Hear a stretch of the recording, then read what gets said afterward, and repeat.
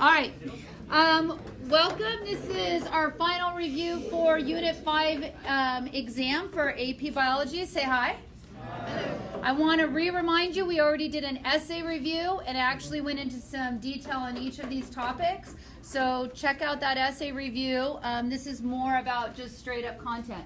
On your viruses, bacteria, and archaea in Chapter 20, you need to know the difference between the lytic and the what? Yeah. So you want to be able to recognize differences. How are they similar? How are they different? Why isn't this scrolling? We'll figure it out in a minute. You want to know similarities between bacteria and differences between bacteria and archaea. You want to make sure that you understand structures of viruses and structures of bacteria and archaea. And there was something else on there I wanted you to remember. Make sure for all of your chapters that you do your highly suggested reading and thinking. And I'm going to tell you right now that's going to show up in your essay. Okay, that's going to show up in your essay, your highly suggested reading and thinking. So get familiar with those topics. And let me see, I didn't even look at your list. You gave me some papers here. Let's see. No. Okay, there's nothing on that chapter. Any big ticket items you want to ask me about that one? Yes? I just wanted to clarify that when you say like prokaryotic, that includes bacteria. Yes or no on that? Does prokaryotic include bacteria and archaea? Yes. Those are both prokaryotic cells, but this would be a good opportunity. Tell me about the names of the three domains. Eukarya. Eukarya. What's next? Bacteria and archaea. Right? Those are your three domains. Eukarya, bacteria, and archaea. Bacteria and archaea have something in common. They are both what? Prokaryotic cells. What makes them different from each other? Archaea is more similar to eukarya. What else makes them different? Yes. They don't have the peptidoglycan. What else that makes them, what do we call them? What do we call archaea? Extremophiles. They can live in what kind of environments? Extreme environments. And there may be differences in their cell membrane and cell wall that allows them to do that. Okay, so look for those big ticket items on that. For your viruses, are you comfortable with your lytic and your lysogenic and your structure? That's all good? Yes. Okay. Weird. I don't know why. Maybe I opened up the wrong one. It says 2016-17. I don't have a clue. All right. Let me see if there's anything else I want to go over with you on that one. I think you're okay.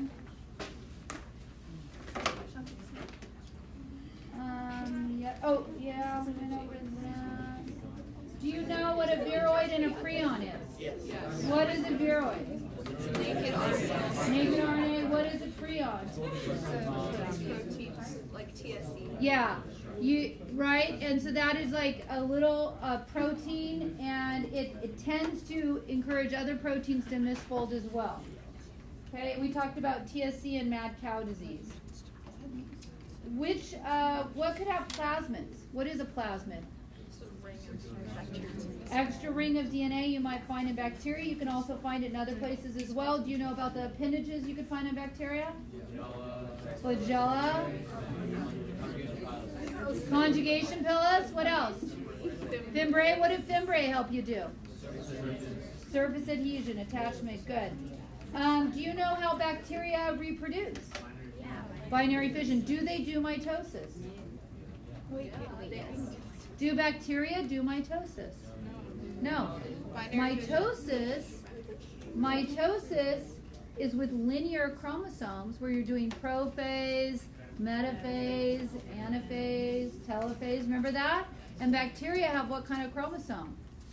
Single circular chromosome. If you have one circular chromosome, can you do prophase, metaphase, anaphase? No. Okay, so make sure you remember those kind of things. How do bacteria get genetic variation? 3 ways. Could you list those 3 ways? Tell me one way. Transformation. Okay, let's talk about transformation. What is transformation? Picking up DNA from your environment. Probably from other dead DNA or something that a genetic engineer put in your environment for it to be picked up. That is transformation. What is another way? Transduction. How do you get different DNA with transduction? Who acts as a vector? Virus. Virus takes DNA from host 1 and brings it into host 2. How in the world would a virus get host 1's DNA? If it was in the lysogenic cycle and it had inserted its DNA into the host DNA.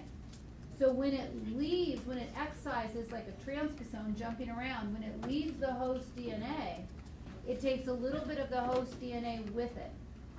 And when it re-enters the lytic cycle, do you know what I'm saying when I'm saying these things? When it re-enters the lytic cycle, what part of the lytic cycle does it re-enter at? Biosynthesis. So all of a sudden, the DNA that's getting replicated in the biosynthesis stage is also a little bit of the host DNA as well that's getting replicated along with the viral chromosome, with the viral DNA. And then when you do, what stage follows biosynthesis? Maturation. It gets packaged in the new viruses, and when those viruses release and go and infect another bacterial cell, they put a little bit of host number 1 into host number 2. Okay, so you told me about transformation. You told me about transduction. What is the third way? Conjugation. Conjugation. What's going on there? Using a pill. Sex pill is to transport what? DNA from one bacteria to another. Okay, are you comfortable with all that? Is that the only way a bacteria can get new traits? No, what did we just come up with? New ways, genetic combination, right? Genetic recombination to get new DNA. But what is another way you could get it? Mutation. Mutations. Okay, mutations. All right, good, and good. What else do I want to talk about? I think that is good. Don't stress out about gram positive and gram negative. Okay. If I'm an obligate anaerobe, what does that mean? Can't have oxygen. Okay, good. And you're comfortable with your types of symbiotic relationships? Yes, you're not going to miss that. Cyanobacteria. Why is he so important? Nitrogen fixation. That's 1. The oxygen revolution. Oxygen revolution. That's 2. Do I have any more for you? I don't think so. I do have one more, a couple more. They could cause algal blooms, right? But we don't consider that like yay, it caused an algal bloom. But we would say yay to nitrogen fixation and oxygen revolution. And also symbiotic relationships. We have that in our notes, yes? Okay. Fixing it. Somebody's Okay, on the end of your notes on what you must know, could you answer the components of a virus? The difference between a lytic and a lysogenic cycle. How viruses can introduce genetic variation into a host organism. Could you write an essay on that? Yes. Okay. Mechanisms that introduce genetic variation into viral populations. How do viruses get variation? They could. Mutations. How else? They could pick up DNA from their hosts, right? But definitely mutations. That's why you have to keep getting a new flu shot every year, because that virus is mutating, right? The key ways in which a prokaryote differs from a eukaryote with respect to genome, membrane-bound organelle size, and reproduction. Could you do that if I wrote that as an essay? How horizontal acquisition of genetic information occurs in prokaryotes via transformation, conjugation, transduction. We reviewed these. How these mechanisms plus mutation contribute to genetic diversity. Those are good sources of essays besides the other ones that I'm giving. What you must know. You should be able to support those. Okay, moving on. Chapter 23, 24, plant evolution and structure. Do you think I expect you to know how plants got on land and what hurdles they needed to overcome? Yes, we talked about that, right? Things like protecting the embryo. What else? That's a strategy to prevent dehydration, but protecting the embryo, what else? Vascular tissue, acquiring water. Right, they have to support themselves against gravity. What else? Methods of reproduction, right? So review that. That's all at the very beginning of chapter 23. We talked about when they're out in the light, they have more light for photosynthesis. But what else could the light cause? Could cause mutations. That's why it's good to be what generation dominant? Sporophyte's dominant because you can hide a bad gene, right? Because remember, the gametophyte is a haploid, yes? All right. Evolution of the plants, that was the third box. You probably want to review that. Then we came to alternation of generations, and I think that was on your list. Alternation of generations. So let's talk about that. Let's start with a sporophyte. Is a sporophyte haploid or diploid? Diploid. It's diploid. It would be something like a tree, so it's 2N, yes? Sporophyte makes what? Spores. By what process? Meiosis. So it does meiosis, and it's going to form what? Haploid spores. Now, if I have two kinds of spores, I could have a megaspore and a what? Microspore. What would a microspore grow up to be? The male gametophyte, right? Whereas the megaspore would develop into the female gametophyte, which in our flowering plant, the female gametophyte is this thing right here. Do you remember this? And this is where the actual egg was. Do you remember this? This was the female gametophyte. And this is haploid, haploid, haploid, haploid, haploid, haploid. But this one had the two polar nuclei. Okay? The male gametophyte is going to eventually produce what? Pollen.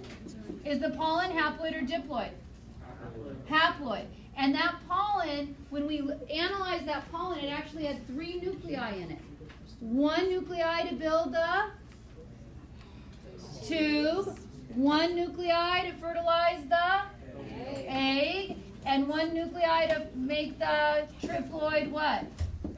Endosperm. And what is that endosperm going to be? It's going to go into either 1 cotyledon or 2. The endosperm becomes the cotyledon. From here, if we took this and we superimposed and this, do you know what I just drew? What is this right here? The female picks up the pistil. What would be the top? Stigma, style, ovary, right? The ovary is going to become the what? Fruit. This right here is the ovule. The ovule is going to become the seed. And then this is going to become the food, and there's the baby. Got that? So then this right here will develop, and then you're going to form your sporophyte again by what process? Mitosis. All right? Questions or concerns? Can I just get 2 more pieces of paper, please? They're right here with everything. Okay? Questions or concerns on that? Yes? What about the alternation in generations, the gametophyte and gametes? Is that? Okay, so you're a megaspore, and you got it? Yeah. And they're making the gamete. Here's 1 gamete, and then the pollen that lands here, you have the tube nucleus growing down. Yep, double fertilization. Yes? So is this just a more detailed version of? Yeah, what I did is, when I first introduced alternation of generations to you, I just explained sporophyte always makes spores by what process? Meiosis. And then once you have those spores, they'll do mitosis to form the gametophyte. And the gametophyte always makes gametes. Gametes get together through fertilization, forming a diploid zygote. Zygote does mitosis to grow up into the sporophyte. But then you learn the flower. So now I took that and added flower pictures on. Where could you find a picture of alternations with this flower picture? In your notes. Okay, it's in your notes. It's also in your book. And you could just say flower alternation of generations and you would see it. Yes? So if we had an essay on alternation of generations, do we draw the one with the flower? This is pretty detailed to draw and kind of a pain in the butt. I don't anticipate me ever asking you to draw it out like I've just done here. Because there's a lot of explaining and words that I did around those pictures, and as a teacher, I would see you investing more time in your drawing than actual being able to communicate what you knew. Yes? Okay, so that entire structure is the pistil? Yeah, that whole thing is the pistil. Yes? Can you draw all the parts of that? All the parts of the flower? Just like the Okay. All right, so there are these things called what? Petals. All right, and then there's this part called the what? Pistil. Pistil. Okay, and then it has the what? Stigma and the style and the ovary. What's inside the ovary? Ovules. What's inside of the ovule?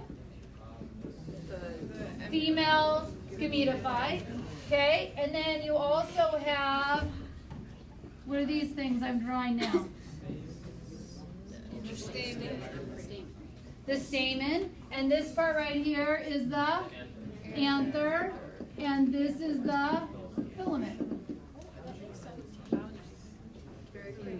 Super pretty. I'm so proud of that drawing. Okay, are you good on that? We should know that extent. Yeah, those are all the things we talked about. You don't need to know the peduncle. We could talk about what do you have that encloses the flower. Yeah, those are the sepals.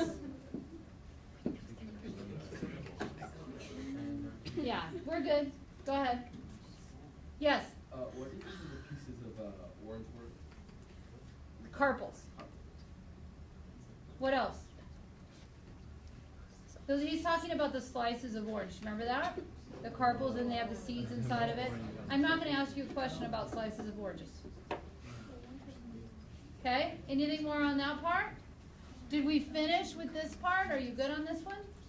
Yeah. What's the big ticket item? The sporophyte, haploid or diploid? Diploid. Diploid. And that's the dominant structure for plants on land, right? Okay, sporophyte makes spores. By what process? Meiosis. Those grow up via what? Mitosis into a gametophyte. For the angiosperms, flowering plants, we know it. For angiosperms, the gametophyte is dependent upon the sporophyte for survival, right? Completely dependent upon it. Not like the fern and it sits in its own little area, okay? Completely dependent. It's living within the sporophyte.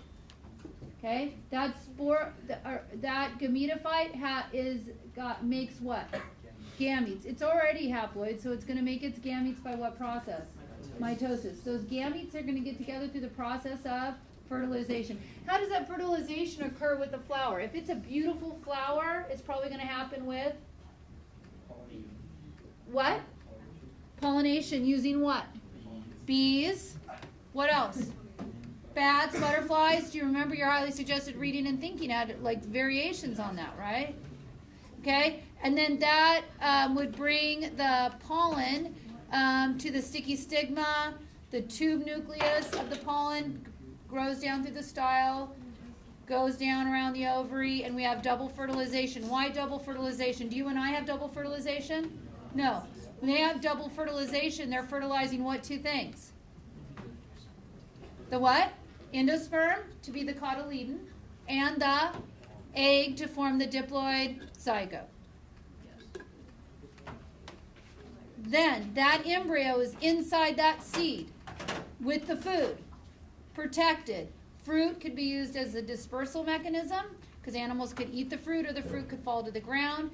And then the sporophyte is going to grow up out of the seed. It's going to germinate underneath those right conditions. What hormone is going to encourage it to break out of the seed? Gibberellin, because it breaks seed and bud dormancy. Okay? It's going to want to grow up. What hormone says grow up? Auxin. What prevents other branches from, gibberellin does too, you're good. What protects other branches from growing right away? Apical dominance. Who exerts that? Auxin. If you want to make more cells to grow, what are you going to use? Cytokinin.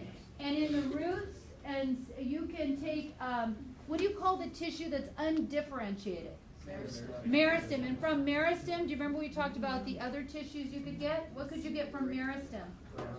Ground tissue, parenchyma, parenchyma, sclerenchyma, right? What else could you get? Vascular tissue, which would be xylem and phloem, and epidermal tissue. How does a plant protect its surface? Waxy cuticle. What else? Root hairs down below, but that's really not a protective. What are the root hairs doing? Absorbing water. But remember, trichomes can protect? You had an additional objective just on protecting, didn't you? Or not additional objective, highly suggested reading and thinking on protecting. Yes? You had one on that? And so you could have bark that could protect. We talked about of angiosperms that there's two categories of angiosperms. What are they? Yes. Eudicots, monocots, and eudicots, or monocots and dicots. Those are your two categories of angiosperms. I know, but I was helping you out. Those are your two categories of angiosperms, monocots and eudicots, right? How could I recognize a monocot from a eudicot? What are some ways? Venation, flower petals, the seed, one cotyledon versus two. Remember all that? Okay. When it's growing, water needs to get into the root. Water is going to go from a higher water potential to a lower water potential, right? How do I get a lower potential in the root? Make it hypertonic. Once one way I can make it hypertonic. Use my proton pump. Right? Use my proton pump. Now water could travel two ways through the root. What are the two ways? Apoplast and the symplast, right? And then once it gets in, what's going to make it get into the symplast? Yeah, the Casparian strips that go around the endodermal cells. Then it's going to want to go in the xylem. If I just cut a plant, I've got flowers, and I just cut them all like this. But yet, fluid is still coming out of them. Fluid's coming out of these herbaceous stems that I just cut. Why? Due to what? Root pressure. Okay? But what's going to get it to the top of that plant is going to be the what? Transpiration. T-A-T-C. Okay? T is what? Transpiration, the primary one. Evaporation out of water, out open stomata. What's the A?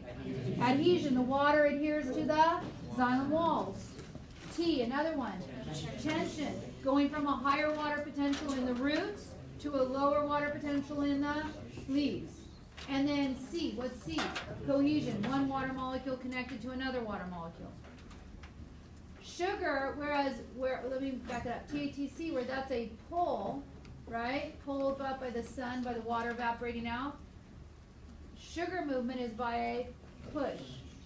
Does sugar require the cell to invest energy? Yes. It is a form of not passive transport, but, and that's why phloem have to be alive. It's active transport. Okay? Ultimately, you're pumping hydrogens, which gets sugar to move, but you're getting the sugar. You're using energy to move the hydrogens, which moves the sugar. By moving the sugar, who wants to follow the sugar? Water. And so we're still talking water potential, high water potential to low water potential. Just like a differential in pressure, right? Going from the source to the sink. If it's springtime or summertime, the source is going to be in the leaves. If it's winter, the source is going to be in the roots. So phloem can flow both ways, whereas xylem only flows one, up. Okay, we digressed on there. Let me look at your list because I want to make sure I hit it. Alternation of generation. Pressure flow, we just did that. Are you comfortable with that? Okay. Development of a female gametophyte. You need to know, and double fertilization I went over. You don't need to worry, don't worry, I mean, well, you already know it.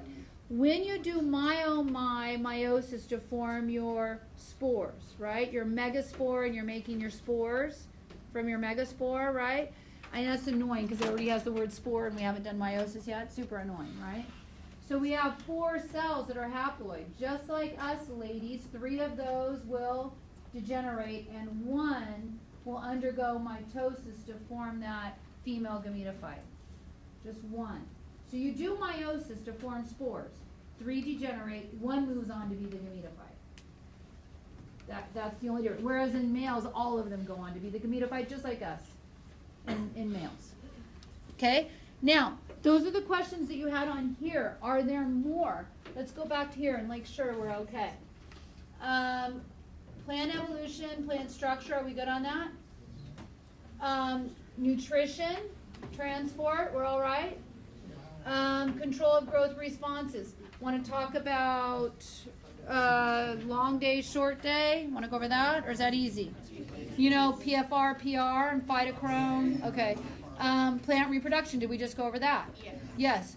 Anything else you want me to go over? I don't know what clicker questions I have there. I thought I put a ton of them, and I now see 5. But are there any other topics that you want to go over? Yeah.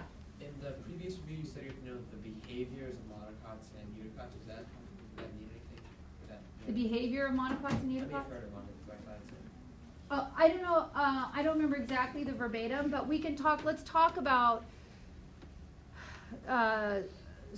stomata. Let's talk about it. And monocots. Where would, if that's the behavior, I don't know what that's referring to.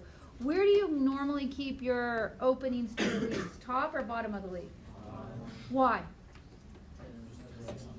No direct sunlight.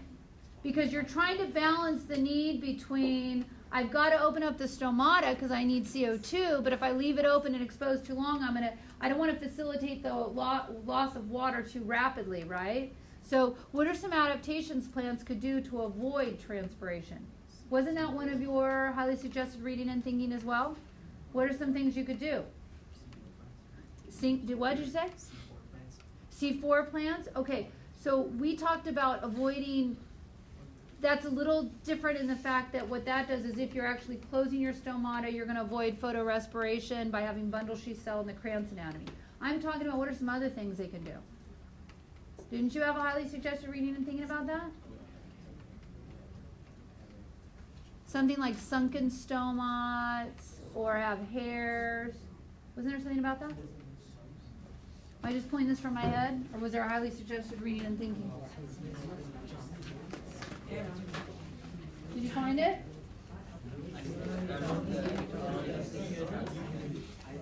I have access to pages.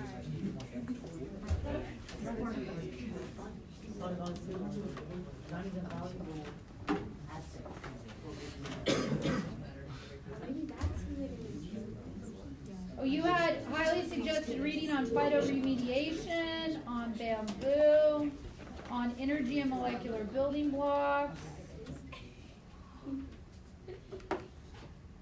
chemical ecology, repelling.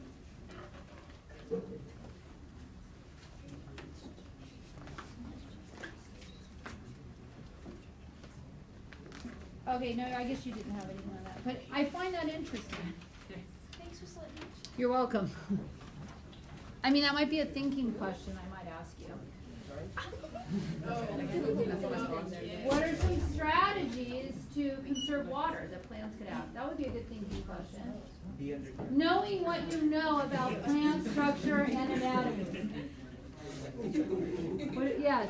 They can have like really like give yourself a lot of shade, like go below other plants, Mm-hmm. like in the rainforest. There we go. That would be a strategy. That's one of those things that's quite. Yeah. Yes. What's the difference, like, what are the apoplast and symplast? Okay. So when you look at a root, Okay? When you look at a root, here's like the structure of it. You might have these root hairs. Are roots generally green? Yes or no? No. Why not? They're not doing what? Do they have a waxy cuticle? Really? What would happen if you had a waxy cuticle on your roots? Water couldn't come in. No waxy cuticle on roots. You want water to come in, right? Okay, so you have root hairs and you have cells that are in here. And there's two ways for water to move. You could have your water move between the cells like this. What would that be? Apoplast. Or you could have it move from one cell to another living cell. That would be the symplast. But by the time you get to the endodermis, they all have to do symplast. They can't go between anymore to get into the stele because you've got those Casparian strips. Okay? What else? Do you feel strong? Yes. Sure. What part about it? Okay. So what is a petiole, you guys? So if you have a stem, okay, and you have leaves coming off,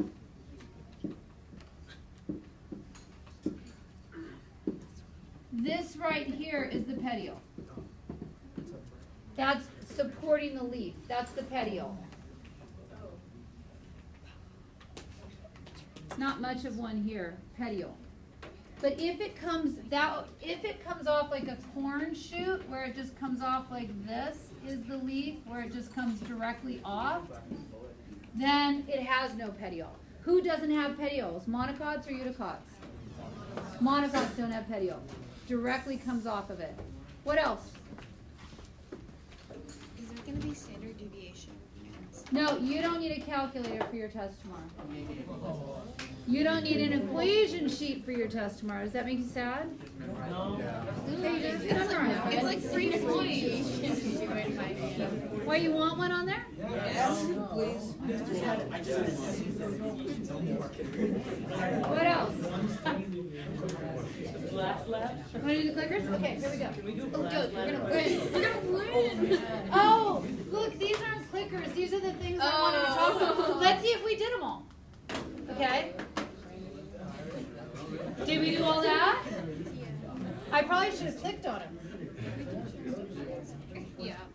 No? Did we do all of that? I think so. Yeah. Adaptations to land we talked about. You had to be able to get on land, you had to protect your embryo, you had to protect yourself from the sun, you had to stand upright, right? You had to, okay. What are the adaptations for? What are some adaptations of roots and shoots? What do roots have? Okay, yeah, positive gravitropism. They have root hairs to increase water absorption. You have tap roots, branch roots, depending on what. We have those pneumatophores that go down and up. What are some adaptations of shoots? Waxy cuticle, lenticels, little openings, right? Allow for oxygen. They can wrap around. Thigmotropism, right? To hold themselves upright. Okay. Yes. So how is a waxy cuticle an adaptation For what? for shoots? How is a waxy? Well, on shoots, you might just have bark. It depends on the plant. If it has, if it's like a tree, secondarily thickened walls and bark, things like that, right? That would help hold it upright. But waxy cuticle on anything that you might be having gas exchange, right? Any surface where you're afraid of water loss, you're going to want to have that waxy layer. So your water loss is limited to something you can control, which is your stomata. You want your water loss limited to what you can control, which is the stomata opening and closing, which also uses a what? Proton pump. What? Yes, abscisic acid has to trigger. Yeah, the closing, right? The closing. Yes. I vaguely remember like an answer of a quiz. It was like something myocolloid something. Mycorrhizing? Yeah, what is What is mycorrhizae? Okay, so that is an adaptation for roots. It's an association they have with a fungus. To increase surface area, increases their water absorption and mineral absorption, and the plant's paying back with sugars. What else? Yes. There's this little That, chart. oh, wait, I'm so sorry. What's another so sorry, I'm gonna come back to you. Another root adaptation would be what, if we're along those lines? What would be another root adaptation? Cyanobacteria. Boom, Stomata. Okay? For nitrogen, what? Fixation for the plant. Okay, now. There was this little chart we had of like, I'm not exactly sure because I don't have it up in front of me, but like it had like moss, and then like it was talking about like the seedless to vascular and like that sort of order. Yes. Do we need to know that chart? What is that about? Adaptation. Like, Adaptations in land. Sure we did this. Okay. What else?